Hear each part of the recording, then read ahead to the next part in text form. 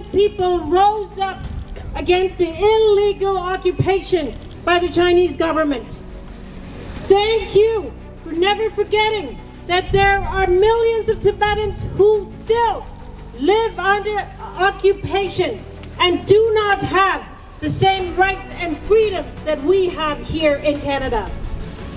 Thank you for never forgetting that there are political prisoners who are in prison simply for trying to teach the Tibetan language, simply for trying to protect our culture and identity, simply for trying to protect the environment and the land that is Tibet.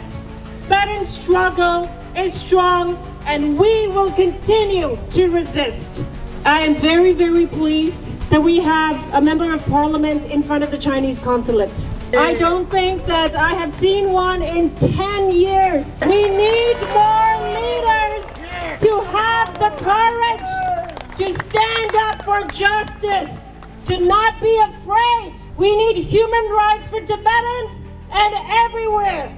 Our struggle is one that we have support and solidarity from our sisters and brothers within the Chinese Democratic Movement, from Hong Kongers and Taiwanese people, from the Uyghur people.